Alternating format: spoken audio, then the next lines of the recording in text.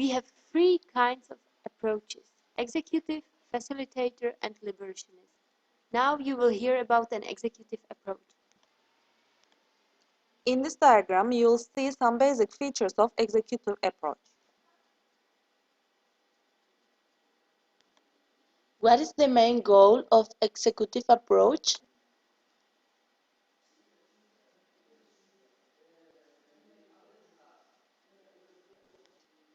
Each new learning builds on the last and leads to the next. What does knowledge mean? It is what teachers know about subject and how interested are they in that. In this slide, you will see some basic features of executive approach like methods.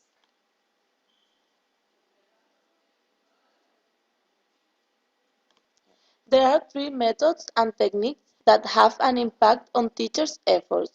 These are cues, corrective feedback, and reinforcement.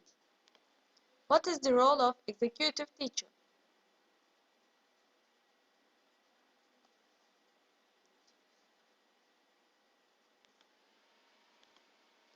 Teacher is not inside the process but outside and managing it. So, how does the teacher manage the classroom?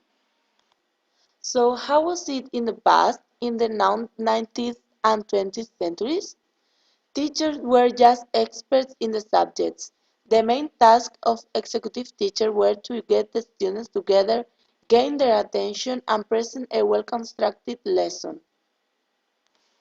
However, since the 1970s, the main task of it is to engage his students' academic work of some sort. But how can you do it? Decide what to teach. Find out what your pupils are able to learn and then revise and adapt the material in order to make it more accessible to them. Secondly, decide how to get your material across by asking yourself these questions. What classroom structure could best contribute to successful learning? And what motivational devices can you use to interest the students and keep them engaged?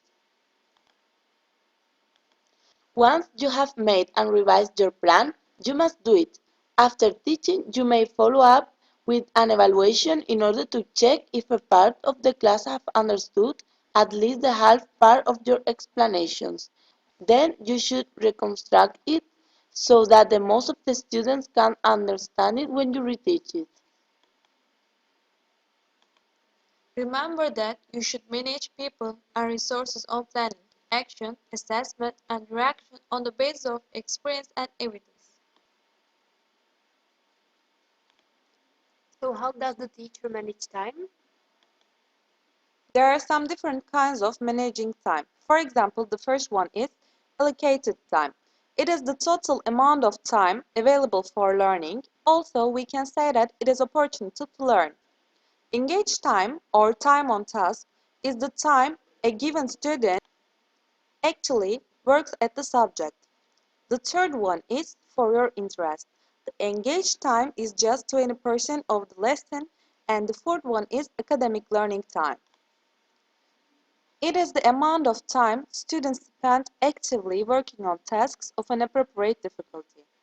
The other one is wait time. It is the time that elapses between a teacher's question and a student's response to the question. And the latest one is students engaged in bargaining, time on task. Thanks to Pinar, our main designer.